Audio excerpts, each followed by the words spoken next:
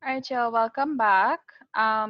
Everybody's seeing this screen, a blank screen that looking like a video again. It would be starting off similar to the last video I was showing you all. All right, great. Yeah. Awesome. All right, so I've shared the sound. So let's go. Hopefully it's better. This is him.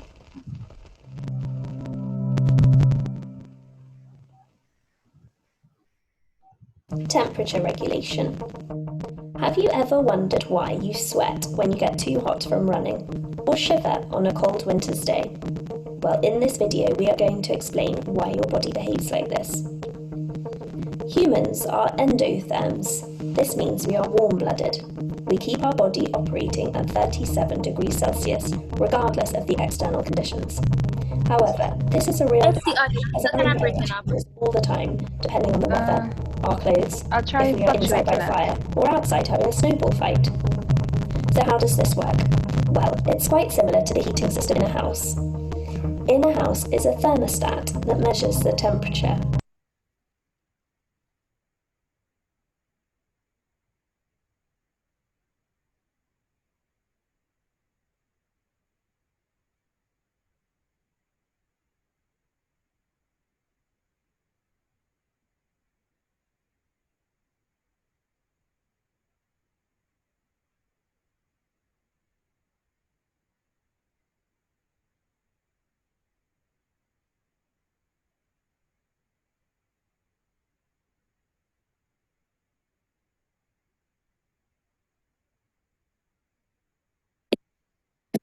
The thermostat will tell the radiators to turn on and heat it up. If it's too hot, they will be told to switch off. Simple. Your body works in just the same way. Here in your brain is a special area called the hypothalamus. It measures the temperature of the blood flowing through it and also collects information from temperature sensors around the body. It then decides if the temperature is too hot or too cold and will try and bring it back to 37 degrees Celsius. If you are too hot, the hypothalamus can then send signals out to the body via the nervous system that can cause various effects. It can send a signal to your skin and cause sweat glands to secrete the sweat onto the surface of the skin. The sweat itself is not cold, but it works because it takes the heat away from your body in order to evaporate it. Another way of losing heat is vasodilation. Look how these blood vessels nearest the surface of the skin open wide and allow blood to flow through them. The heat is radiated from the blood into the air and the blood cools down. If you get too cold, you can do the opposite with these blood vessels and close them off, keeping the blood away from the surface of the skin. This is called vasoconstriction. You can also start to shiver. This is when your muscles contract in order to make heat. Another effect you may have noticed when you are cold are goose pimples. If you look more closely at goose pimples, what you realise is that each of the little bumps has a hair sticking out of it. These hairs are stood up on end to trap a layer of air around the skin. Air is a fantastic insulator of heat, and this will keep you nice and cosy. Did you know that when you fuck a goose, it leaves these little bumps, and that is where the term comes from? All these effects are examples of negative feedback that help with homeostasis. For more information on these processes, watch the video, What is Homeostasis?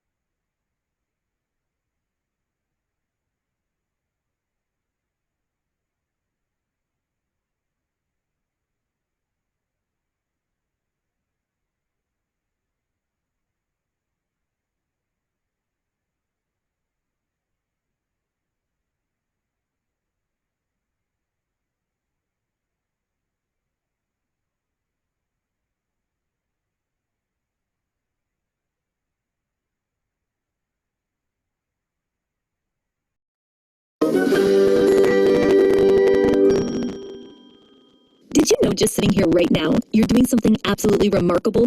Well, your cells, tissues, organs, organ systems, yes, we just leveled up those biological levels of organization, they're all working towards something called homeostasis. It's a state of balance. Yes, homeostasis means many things in your body. For example, that your blood stays within a certain pH level range. It means that your blood glucose remains within a certain range. It means your internal body temperature stays within a certain range. See, we've mentioned the major body systems before, and that they work together. Where's the audio breaking How they up? work together, using something called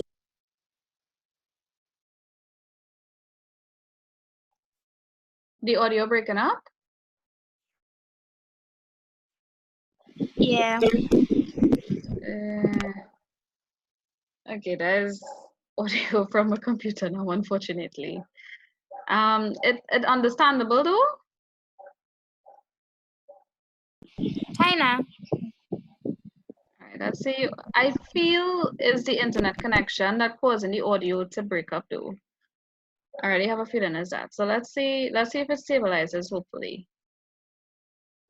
positive and negative feedback, and also how this relates to homeostasis.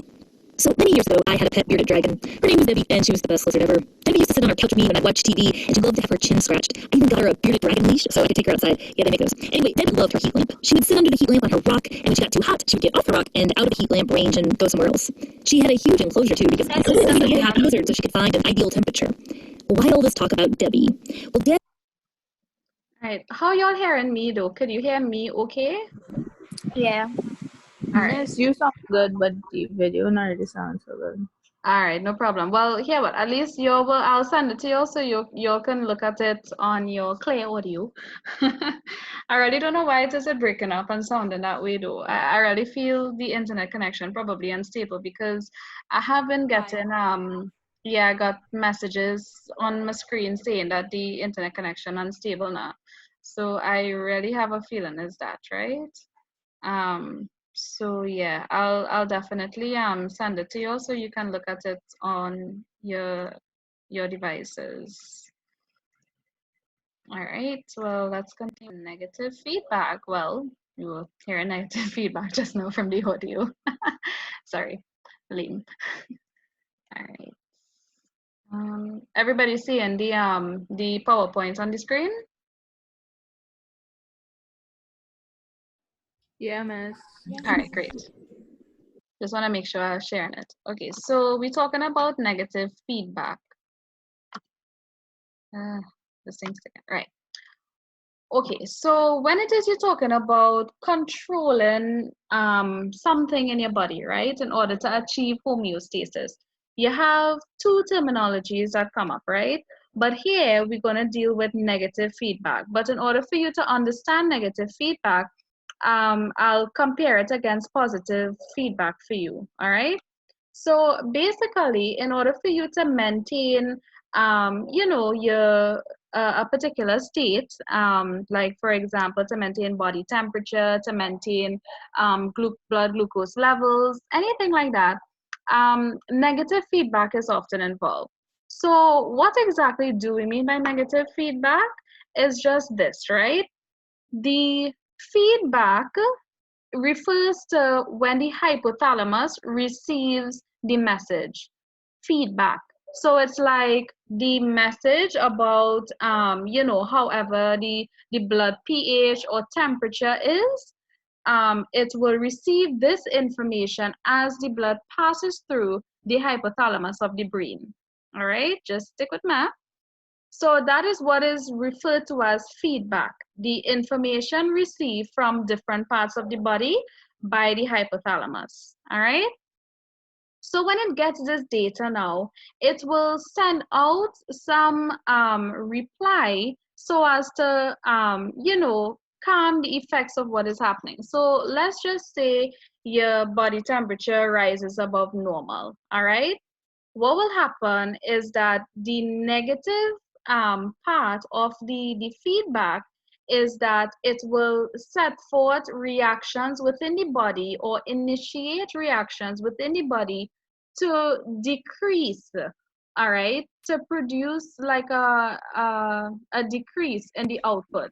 So like for example, when your blood temperature rises, it will, trigger the skin and so forth to initiate all those reactions that will be involved in decreasing the temperature. All right. So because it is caused, because the feedback, all right, by the hypothalamus, all right, causes the hypothalamus now to send out a particular reaction or to initiate a particular reaction, which will cause a decrease, all right, in the temperature. That in itself is negative. All right, so the hypothalamus will sense, the cool blood or whatever it is, and it will stop the skin from performing whatever temperature reduction actions that it would have initiated. All right. um Basically, once the output, all right, or the end result is, just lesser, then it is considered to be negative feedback. If the output, for example, were more, like, okay, you need to do more of this, you need to produce more of that, you need to produce, let's just say, for example, all of these antibodies or whatever it is, you need to do more, then that would be positive feedback. But by you doing less, that is negative feedback. All right, and in doing less now, it would, help to achieve balance. All right, so the last video that I was really showing y'all was explaining in a animated way the difference between negative and positive feedback. All right, so in this case, we have our negative feedback because when the hypothalamus increases, when the hypothalamus senses that the blood is cool, it will stop the skin from performing temperature reduction actions. All right, and when that happens, then it means that your blood temperature will decrease, and then it will initiate another set of reaction to increase it again. So let's just say, for example, not only temperature but pH. When your body, when your hypothalamus senses that the pH level has increased in your blood, right? What will happen is that, okay, the hypothalamus sensitive is like, hey, pH levels high, all right, so we need to have the heart beating faster, we need to get rid of this. So from the heart beating fast, it would cause the blood to, go carry all of this, it will cause the blood to, become, dilute the acid then that is found in it, and it will cause you to burn it out as well. And even the lactic acid, it will cause the liver to get rid of the lactic acid at a faster rate. So you see, that is called positive feedback because it is causing the heart now to increase, and it is causing the heart rate to increase, it is causing an increase in the reaction.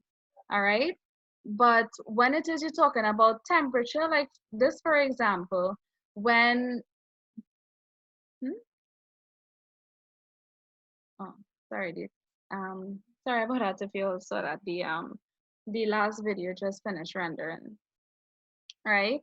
Yeah. So when it is now you're talking about temperature and the hypothalamus senses the change now, it will send forth impulses that will make action to decrease the temperature. So it's like, all right, lessen the amount of blood that passes through the capillaries. Okay, so now we need to initiate some muscle movements. We need to cause the hairs to stand on end. All right.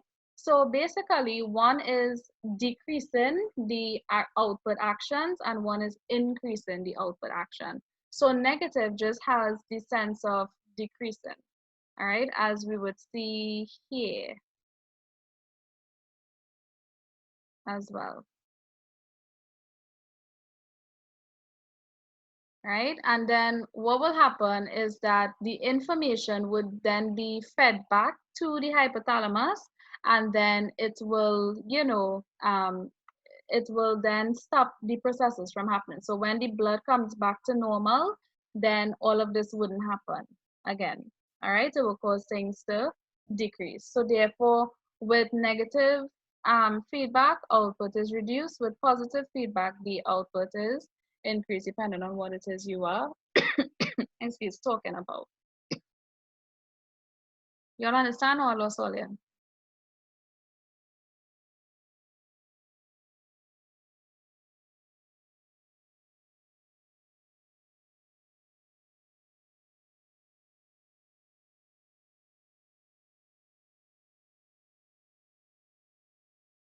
Sorry, the chat just take a little while to come back up, and I don't know why that is happening.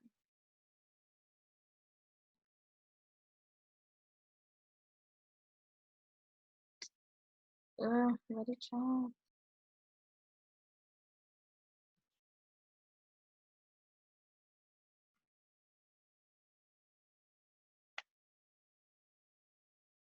Who had the question? Oh, now see that. All right, sorry. And I'll see it. Okay, so you're good with that, right? And then the video that I'll send to y'all has all of this explained in a more in a anime form. Cheyenne, you okay or you lost? I see in No, I good. oh okay. I'm trying to decipher who is the emoji I see in there now. Oh gosh. All right, once y'all are good. All right. Okay. Let me put it back on the big screen now. All right, so controlling the concentration of blood glucose, as we had learned before, when it is your blood glucose level increases, like anytime you eat, right, your sugar level has to increase. That is normal, all right? Especially depending on what you eat. So if it is you eat a whole triple layer German chocolate cake, of course your blood sugar level is going to spike tremendously, right? So this is normal, all right? Anytime you eat food, whatever, your blood sugar level is supposed to increase. So if it doesn't, then something kind of wrong, right? So what happens is that your body now has to control the amount of glucose in your blood, because yes, your cells do need glucose, but a surplus in glucose would do damages, all right? So the pancreas and the liver, they are responsible for controlling your blood glucose levels, all right? So in your pancreas, you have a group of cells called the islets of Langerhans, which is actually so called because of the man who discovered it.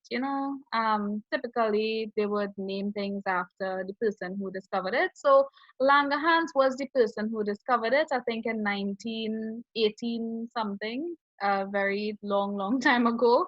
We weren't even a thought back then. So yeah. The islets of Langerhans are the group of cells that are scattered throughout the pancreas, which are responsible for, for making insulin and glucagon.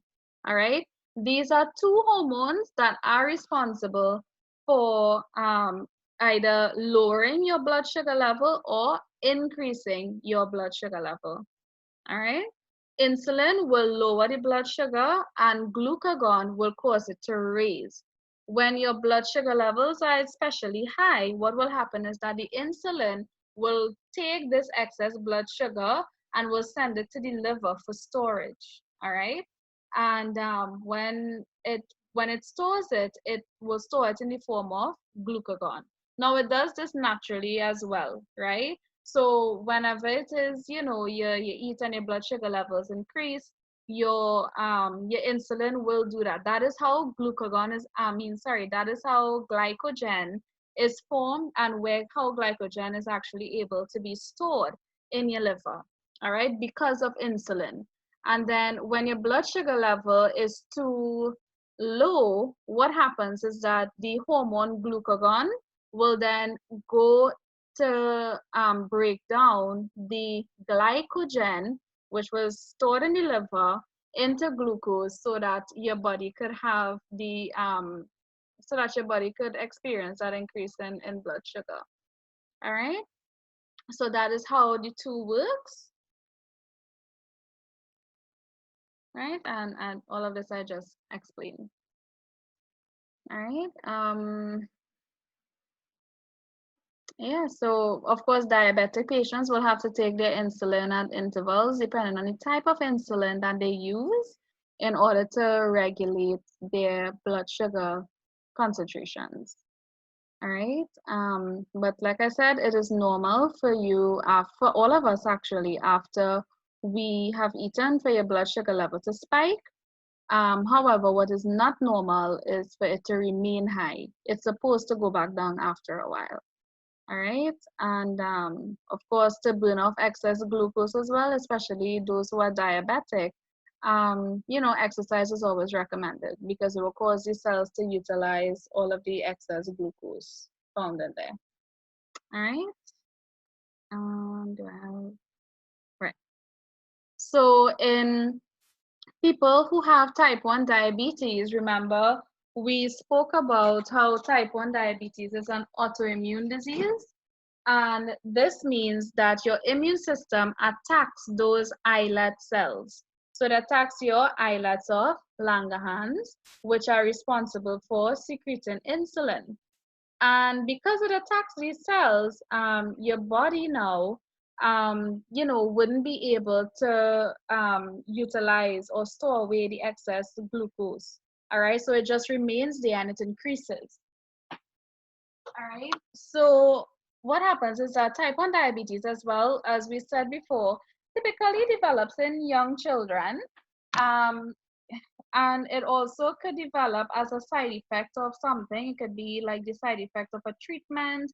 Some chemicals actually will cause you to develop type 1 diabetes. So yeah, so like for example, sometimes like some of the dental liquids, if it is you swallow it when you're not supposed to swallow it, um, it will actually have that side effect of giving you type 1 diabetes, all right, depending on how it is your body reacted. So what happens is that when you have type 1 diabetes, you can have two things. You can become hyperglycemic. Hyper meaning high, right? So if you are hyperglycemic, you will have higher levels of of glucose. And if you are hypoglycemic, you will have lower levels of blood glucose. All right. So extreme high in your blood glucose concentration and extreme low, those are all symptoms of diabetes. All right, other symptoms would include your fatigue, constant urination, being thirsty all the time, even dizzy spells, fainting. Mood swings have also been associated with diabetes, so typically persons who are diabetic as well could suffer mood swings because of the constant fatigue and so forth, right? Dry mouth, blurred vision, increased heart rates and breathing rates, even difficulty sleeping as well could also be a symptom of type 1 diabetes. So if you become hypoglycemic, it's because you haven't eaten enough carbohydrates, so then you'll have to eat something in order to increase the amount of blood sugar, the amount of sugar in your blood. All right. And it's not to say like, your liver will be able to, like the glucagon will just be able to convert glycogen into glucose again. Because remember, if you have not been eating these carbohydrates, all right, your body, your insulin will not, you know, will not store this away as glycogen. So your body doesn't really have that excess source of glucose to tap into. So hence the reason you would have to you'd have to actually eat something in order to send up your blood sugar level. All right. And once you have glycogen stored in your liver, then your hormone glucagon will be able to release, will be able to break it down to release the excess glucose so that your body could release the energy and you'll feel lively again. You'll feel perked up. I don't know if any one of you saw Molka,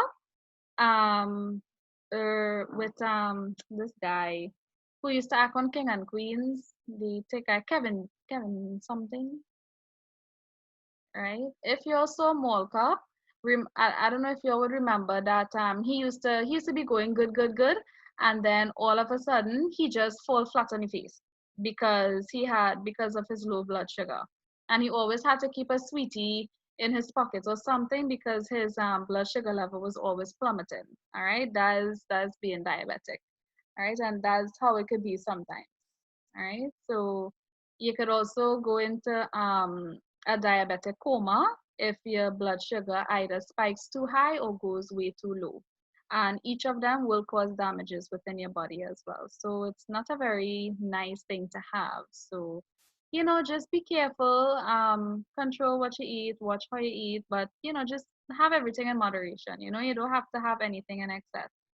So it's just for you to be careful and monitor how it is you live your life and how you eat and take care of yourself, right? And always remember to exercise because if it is you're eating, just anything and you're not sweating it out, you're not gonna have that balance, right? So it's always good to maintain some form of control and it's always good to have that you know balance. All right, balance is what I was looking for. All right, let me see. Right, so this is everything that I had before that I said just now. In order to test your blood glucose levels, you can either do a blood test or in your urine. So a diabetic person will have sugars present in the urine, all right? Because again, that is the body's mechanism of trying to get rid of the excess sugar. So it will be present in the urine. And the urine of a normal person, you will not find blood sugar because remember, blood sugar, I mean, glucose is something that your body needs. So the only way it will get rid of the excess glucose is if it has excess, right? To get rid of. And if it does have excess, well then something is wrong. All right, so then you would have to test it and that will determine whether or not you are diabetic or yeah. All right, so y'all, our meeting is going to end in 10 minutes, so we have 10 minutes again. So talk to me. How are you all with this so far? We finished this part of the presentation. So next week we will do homeostasis, and yeah, that will be it for homeostasis and osmoregulation. So how are you all with this? Any questions, concerns? Sorry about the videos, but you will receive all of the videos that I was going to show today. You will get them to look at. I have them downloaded, so it's just um to send it to you all. Miss, you're going to send the email like what you just normally do. Yeah, I will. I'm gonna do that as soon as we end this meeting. And I just have to find all of the how do I say it, the video recordings. So what happened, I'll just put it all together and I'll send it out to you all. All right, Emily, I'm very glad that it refreshed your memory. And yes, you did it in HSB, so therefore you're supposed to be getting total in my exam and my homework. Excellent, Reagan. I'm very glad you understood everything. So you too, you're supposed to be getting total. Yeah, Dimitri, what's your question? Reptiles are real interesting to Dimitri, boy. He really wants to know about reptiles. um, hmm. Remember, for them to have hair, it would then mean that their bodily temperature would be controlled internally. While it would make sense, but remember how an ectothermic creature works is that they obtain their heat from the outside. Now, our hairs are able to stand up because of we have erector muscles and we have a part of the brain that allows for that to happen. but ectothermic creatures don't possess that. So having hairs for them, nah, because that is just a feature of an endothermic creature. All right, if it is they had hairs, then they would have had other mechanisms as well to enable for body warming, right? Yeah, actually you're right. It would make sense for them to have it to trap more heat and all of that. But then remember too at the same time, apart from them, not having the controls to either raise the hairs or drop it. Remember when it is they're ready to actually get rid of the heat and cool down the body temperature, the hair would be preventing that too. So even if the hairs lie flat, it would kinda, it would prevent them. Depends on how much hair they have to wear, but I think it might cause a hindrance.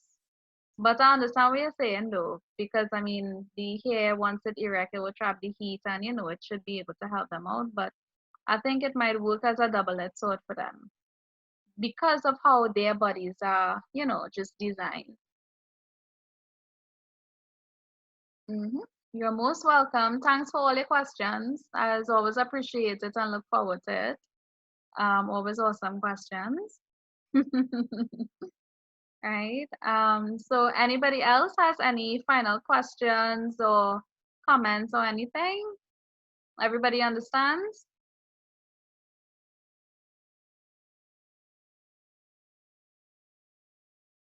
Awesome. I'm very glad.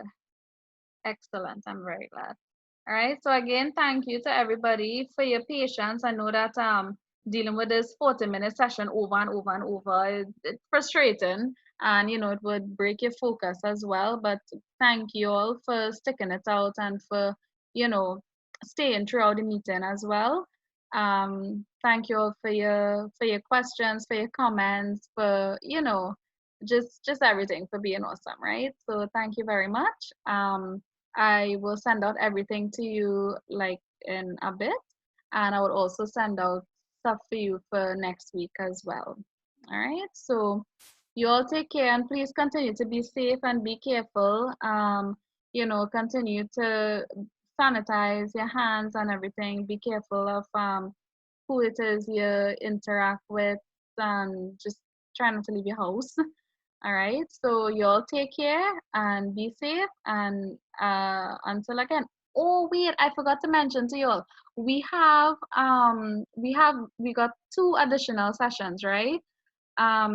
So we able to get a session for us on Sunday, this Sunday and next Sunday. Unfortunately, all the other times were taken. So Sunday is when we got, right? So this Sunday, the 29th of March from 2 to 5, and then the other Sunday, the 5th of April from 2 to 5. All right, just to give us that additional time and time to complete the syllabus and do revision and questions and all of that, right? I know it's on a Sunday, so again, you could just bear with that too. But just 3 hours, you get your biology in, and then you're free to go, right? So I'll send you all everything for this week and for our next class as well. And I'll send out everything in an email for you as well. So worry not about that, right? And whoever weren't here, they will get it as well. All right. So y'all take care. All the best again. And until our next meeting. Bye.